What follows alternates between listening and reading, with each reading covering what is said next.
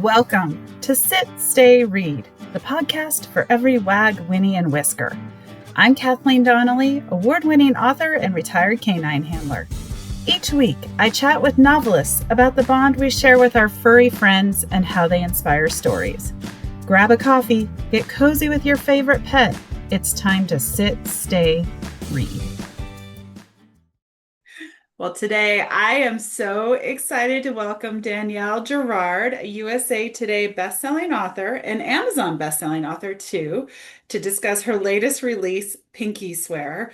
Oh my gosh, this one will keep you on the edge of your seat. It's about friendship, what you really know about someone you love, the past, everything. It's wonderful. Danielle, welcome to the show. Thank you so much. Thank you for having me, Kathleen. I'm so happy to be here.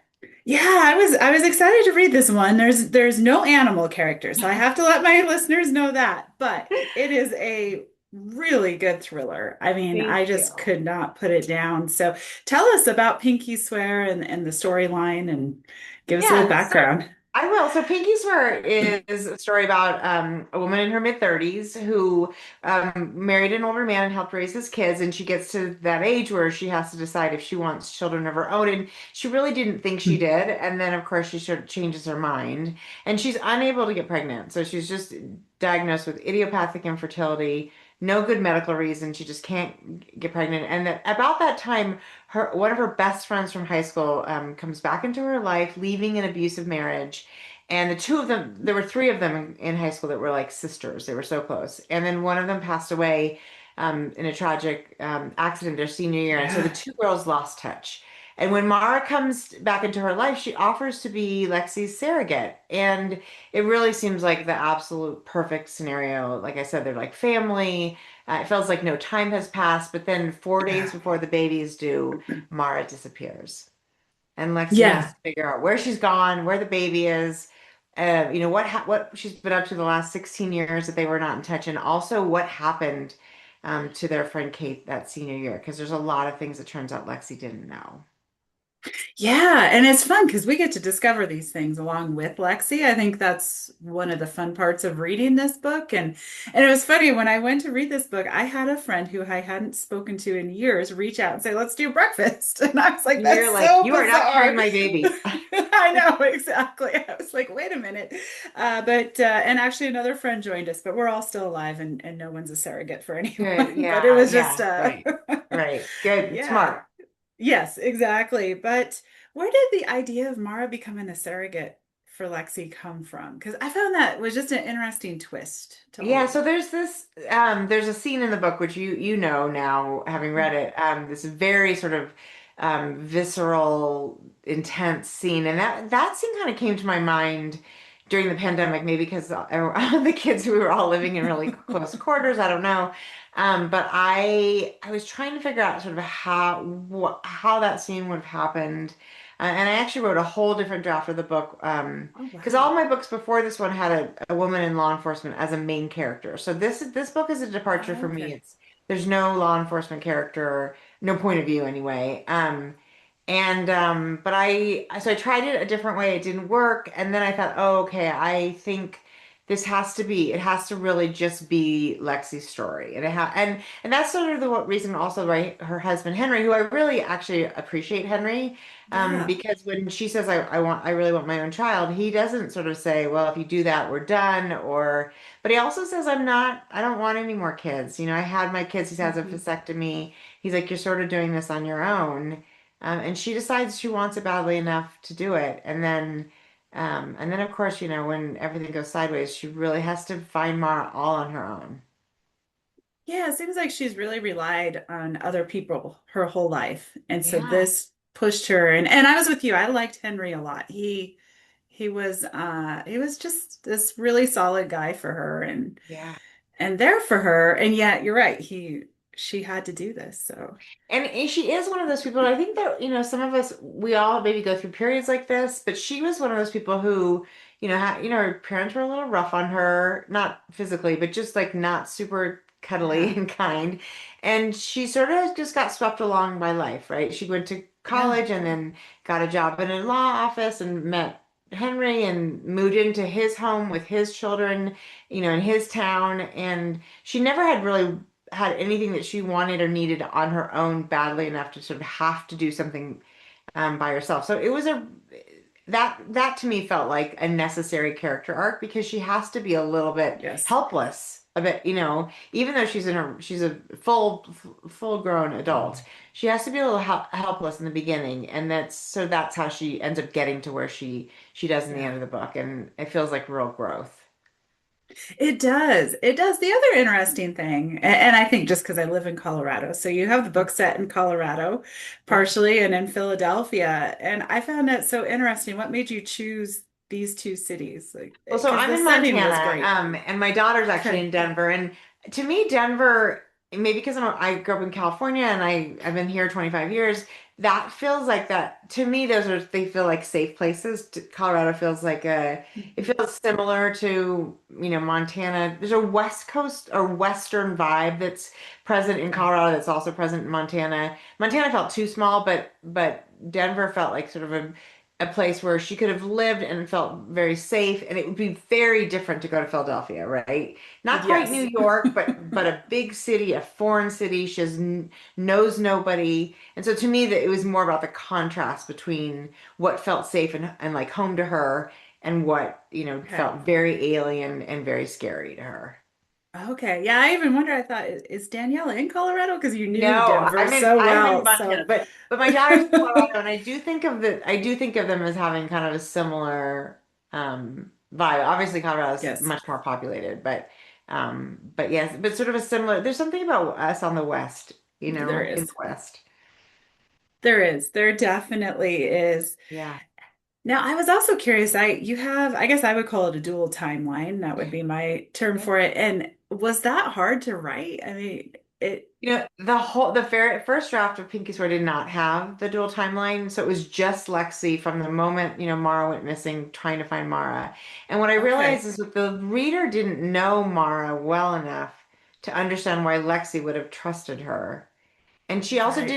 we didn't know their situation well enough to know what the sort of damage would have been to the three of them, the two of them are survivors based on what Yeah, had happened to them in high school. So I felt like I realized it needed this injection of those of who they were as young people. Also to see Lexi as sort of similarly competent, but not with a lot of agency, right? She was yeah, sort of she got pulled along by them as well. She was sort of, a little bit the third wheel, not always comfortable speaking her mind or being the sort of aggressive, this is what I want to do one. And so I felt like we needed those scenes to explore who they had been and why it was yeah. that Lexi was like, when Mara came back, she was like, of course it should be Mara that carries this baby. So, I love that. And it also allowed Kate to be in this story. I guess we'll give a little spoiler alert because it happens pretty early that we find out Kate has passed away. And you've already talked yes, about that right. too. Absolutely. So, Yep. No, yeah, that's not a spoiler. We do, yeah, Kate is the third in their trio, and it was fun. I got to sort of because I used this shared journal that they had. It was like it was just a spiral notebook with that year's science class, like physics as yes. seniors, that they passed between them sort of on a little schedule, and there were these rules, like, you weren't allowed to pass notes Yeah. unless they were in the notebook. You weren't allowed to remove pages from the notebook, which of course both of those things happen.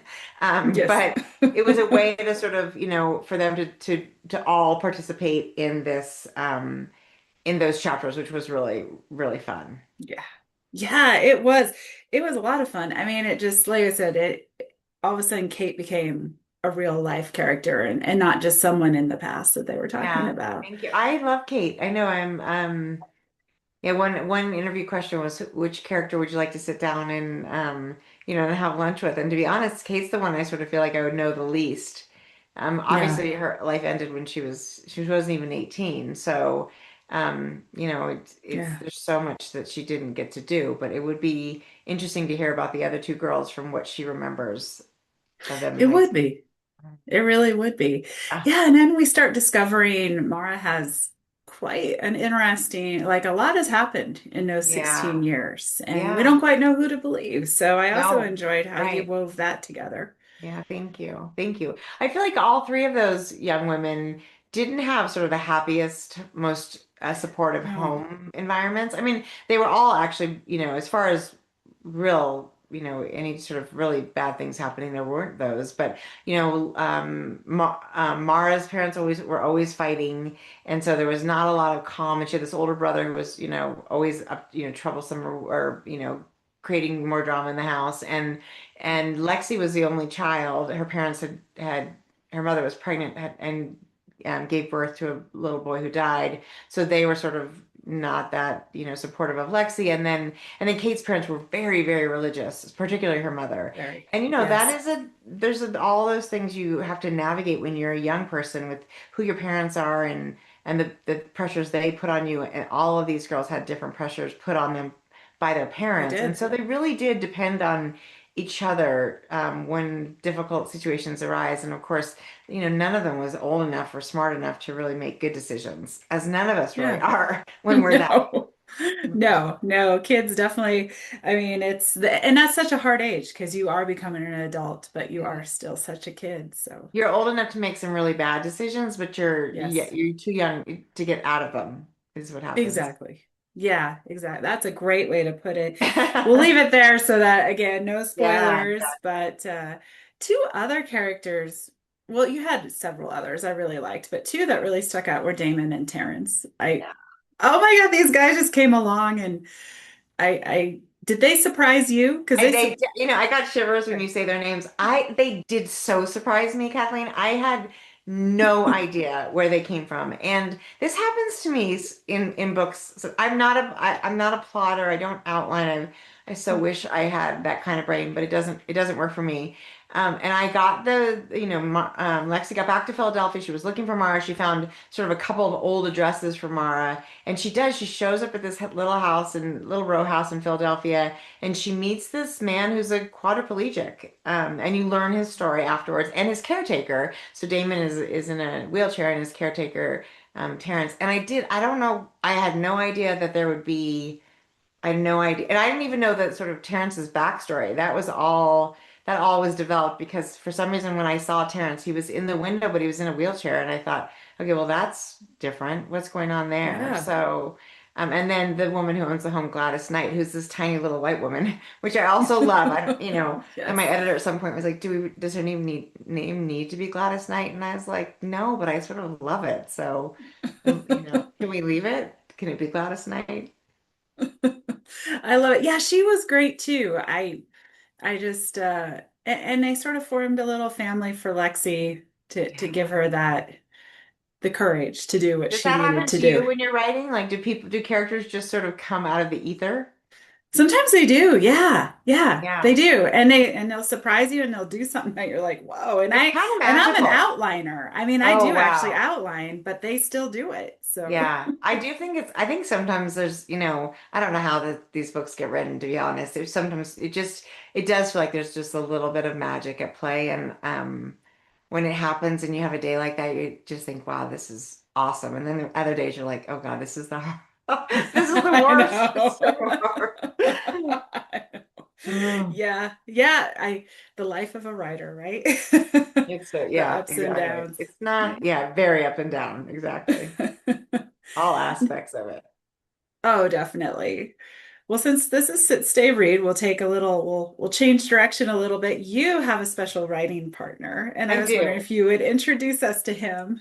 This is this is Oh, Georgie, and Georgie. he likes to sort of sit by my feet a lot of the time, but then every once in a while he really gets sort of jumps up at me and paws, and then he wants to sit on the desk or in my lap, Cute. but then unfortunately likes to block one of my hands. So anyway, he's a little Havanese, and he was born in 2021, so Aw, January 24th he was 5, so he's a little guy. oh, And he's he's super, so super, and actually sweet. he travels with me. Does Um, he? I, yeah, not on this, the book tour is a little too much because we've been going kind of a different place. George, are you okay? You look so sleepy. Like, I know. he's I like, think leave we me got his alone. nap time. Yeah, exactly. Yeah, so he normally travels with me, and he's a great little traveler. When he walks through the airport, he's like leading. It's like he's in charge.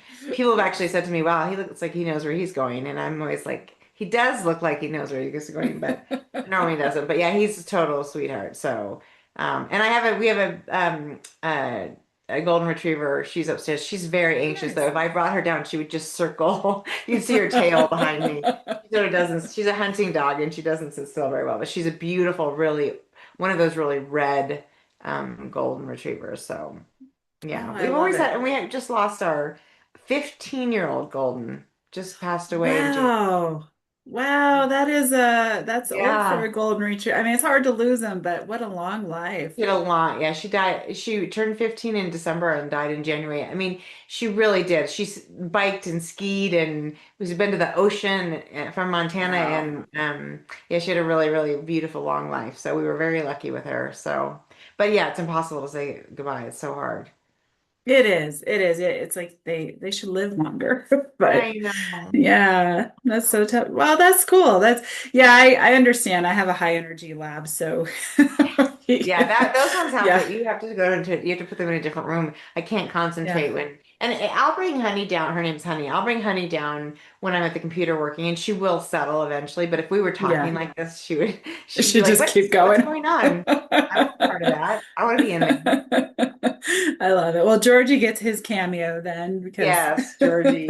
He's a sweet. He's just so curled right back up in my lap. Like, can we so take him a little cute. snooze? Yeah, he's really. I know. I'm allergic to cats.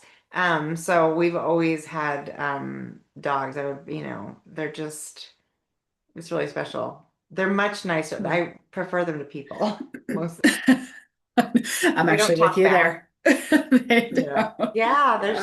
they're so great. So. I love it. Well, and I noticed, so I was curious. I signed up for your author newsletter, and you have a reader magnet there, and there's a German Shepherd on the cover. So does that book have a dog in it? Well, that is a short story about a woman in San Francisco who's part of the Rookie Club was my first series, and it's Okay. about women who started in law enforcement in San Francisco when there weren't very many women inspectors, kind of like Yeah. higher ups, and so they all sort of grow up together. And that is a younger rookie police officer who has a German Shepherd. Yeah, I mean, Okay. it seems a lot of actually. It's funny you mentioned that. I do have a lot of I do have a fair number of characters who have dogs. Although I find it's hard because a lot of my characters, because of their job, unless they can work with the Yeah. dog, then the dog spends a lot of time alone. And even as a writer, I'm very cognizant of, well, does this make sense? She'd have this dog that would be Yeah. home all the time.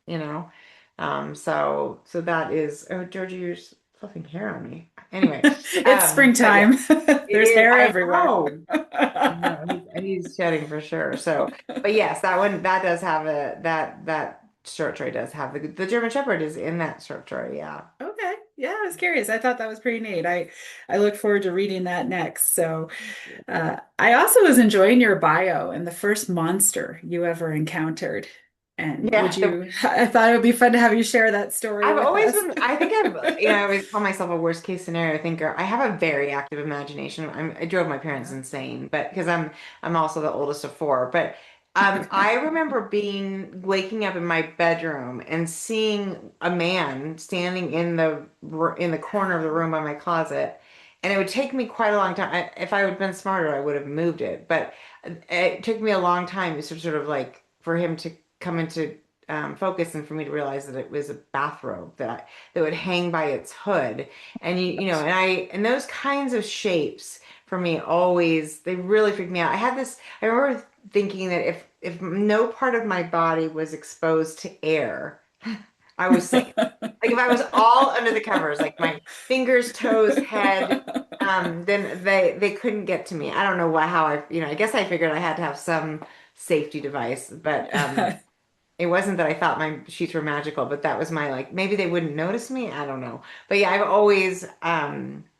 I've dreamt of lots of I have a very dark imagination. Well, we kind of have to write our mysteries. I Yeah. mean, yeah, yeah. And Yeah. I think that's why I enjoyed that story because I thought, oh yeah, I've been there and done I that know. I too. was thinking, yeah, exactly. I feel like all suspense authors have a similar type of, yeah, yeah, no, I could totally see that. So we're all Yeah, a little crazy probably. probably.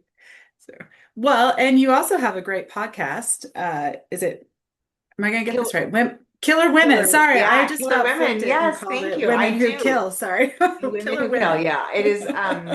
Killer Women is. it's a podcast where I interview other female suspense authors, which is super, super fun. It's a great way to yeah, to get to know new books. And I always do it when the books are coming out. So you'll have to let me know when you have, when you've got a book coming out too, and you can Okay. come on and talk about it. But it's been really fun. It's of course also a lot of work because I do read the whole, I read the entire book, and I want to Yeah. come at it with thoughtful questions. I oftentimes focus on sort of the elements of, what it's like for the female characters in terms of the crimes or their jobs or, their status as mothers or all those things. So, but I love to, and the older I get, the more interested I am in the women Yeah. characters. I don't know what that says, but No, I love it. Have you had any interview that was just really memorable or something an author told you that was I stuck learned out? I learned so much from them. Recently I interviewed Lisa Jewell and we were down at Oh, BoucherCon, cool. the World Mystery Convention. And she has this whole way she sort of, when she's working on a book, she goes out and takes her dog for like a 2 hour walk without a friend or anything in her ears, Wow. just. And I thought, oh, that's really, really smart. And that stuck with me. And then actually the other one that stuck with me was Sandra Brown came on, and we were talking about sort of how she gets started with a new book. And she says she has to walk into her library and look at all the Sandra Brown titles on the shelves and go, you can Gosh. do this. You've done this before. And I thought, oh my God, if Sandra Brown, who has like 90 New York Times bestsellers and 120 whatever books or however many, it's huge numbers. If she has to do it, then there's no chance I'm gonna ever start a book and be like, I got this. Yeah, for sure. I mean, yeah, she is an amazing author. So, but that makes me feel a little bit better too, Me because too. Yeah, better and worse. I was like, oh, so we never get just good at the beginnings of these things. So yeah, but it's true. I yeah, think I think it's a uniquely torturous process for everybody. I think it is too. Now, you said you don't outline, so how do you just start, or do you at least have a little bit of the story, or do you have nothing Yeah, and you no, just get I going? usually have sort of the setup, like what's the inciting incident Okay. or how does the whole thing, how does the sort of suspense or mystery part start? And I usually have a sense for how it ends. Whether it's the big Okay. scene or who's the bad guy or how does she get exposed. But not always. So, Yeah. Oh, I love that. Yeah, I yeah. feel like I would be too ADD if I didn't have an outline. It would go too Well, many directions or something. So, yeah, I mean, I do definitely go down roads that aren't fruitful, and then I have to sort of okay. back up and try a different direction. But I think for me it's more like if I write slow, like sort of slowly enough, where I'm like, okay, what I kind of sort of feels like having like tentacles that go in every direction and be like, Yeah. what's gonna work here? What's gonna work? So yeah, but I would outline if I felt like I could outline. I just don't really even know who the characters are until the end of the first draft, really. So Okay. first draft is sort of learning the characters and getting a sense for what the story is, and then I go back and kind of really deepen the characters, straighten out the plot, add the sort of detail that we want, and then book drafts 3, 4, 5 are doing that to lesser extent, tightening the Okay. screws. So yeah, and then Yeah. the editor gets involved and we do it all over again. Yes. Yes. So yeah. Yeah. Yeah. So. Oh, I love it. Well, what's up next for you then? What's I am working on a new book. So I've never set a book in Montana, and actually I don't specify that this book is set in Montana. But it is sort of it's a book about marriage and about a okay. marriage that's falling apart and how that impacts the kids. They've got two grown kids, and there's a murder in the beginning, and lots of covering up. Everybody's got a secret kind of story. So. Okay. Um, yeah, and that'll be out early 2028. So it'll be 2 years. Oh, it will. Okay. Yeah. So we'll have to, So okay. I'm gonna take my time. I'm doing a tour like I've never done before. And I realized that the tour part of it, the planning, the articles, the fun stuff is really taken about 6 months to kind of, Yeah. it's been like 6 months and I have a nice solid 100 pages of that book, but I would have to be turning it in right about now for it to be published Right. next year, and it is not done at all. So I'm not even through. I think I have a really like probably a third or fourth draft of the first 100 pages, but then I don't have the rest of it. So Okay. Well, that's okay because you have this Pinky Swear was your 17th book. So it was I my feel like second. I have time to go back now and read your Yeah, and other. I get to, yeah, exactly. You guys get to get caught up, and I get to sort of slow down a little bit, which Yeah. feels really good. And I think Pinky Swear, I spent the most time on that book that I've ever spent on a book, and I actually realized how much I love to sort of dig into, the questions about womanhood and motherhood and friendship Yeah. and betrayal, and I didn't feel like I would have gotten to do that if I had tried to get it done in a year. Yeah, because it was a very deep book on many levels. I mean, it had a great mystery, but you're right. It really did dig into so Yeah. many different I'm so things. interested in all those things. And like you said, the sort of pivotal question is how well do we know the people that we're closest to? And Yeah. I think that is such an interesting question. And there's a lot more of that to be explored in this next book. So Oh, good. Oh, fun. Because I love that. I love exploring that. I guess that's what makes kind of the psychological thriller. And yeah, yeah. yeah, exactly. Me too. I really am so curious about why we do the things we do and how when we make bad decisions we sometimes try to get out of them and sometimes we double down. So That's yeah, true. it's fun to explore. I mean it's but it's just going to be a little bit slower. So Cool. Well, I look forward to it. thank Uh, you.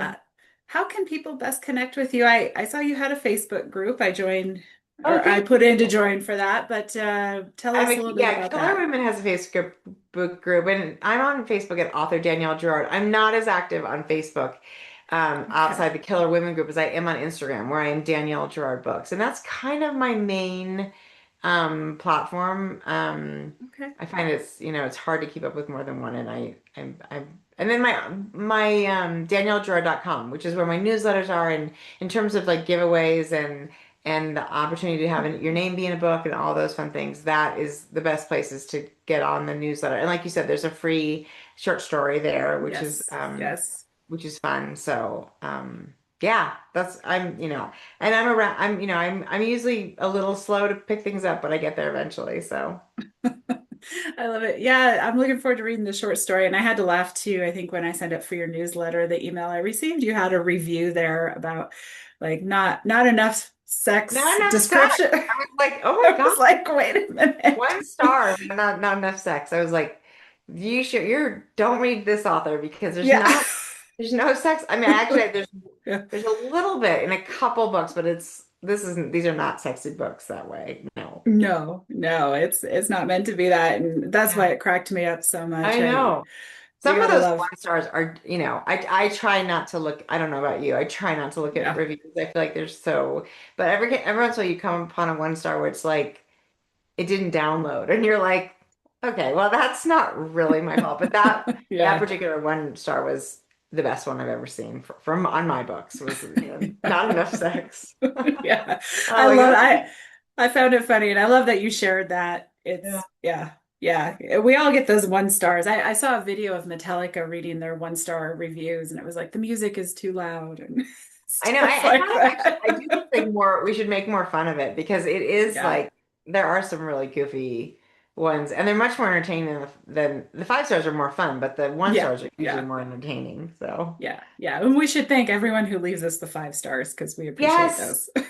yes, the 5 stars are so much nicer. They Please, are. Yes, yes. yeah. We enjoy those. So, but if you're gonna write a 1 star, at least make it entertaining, At right? least make it funny. Yeah, at least Yeah. make us laugh if you're gonna insult Yeah. us. So Yeah, exactly. Exactly. Well, Danielle, thank you so much for coming on the show. I really appreciate it. And for allowing Georgie to have a little I cameo. know he's walking away from me. Thank See? you for having Georgie and I on the show. Oh, Georgie, you're the best. Thank you so Oh. much, everyone. It's Pinky Swear, and I highly recommend it. Be a perfect book to read with your four-legged friend. And until next time, keep your tails wagging and pages turning. Thanks for joining me today. Sit, Stay, Read is a part of the Authors on the Air Global Network. If you enjoyed today's author interview, be sure to leave a review and share the episode with a fellow animal-loving reader. If you're curious about the world of working dogs and wilderness adventures, please check out my books at KathleenDonnelly.com. Until next time, curl up with your best furry friend and sit, stay, read.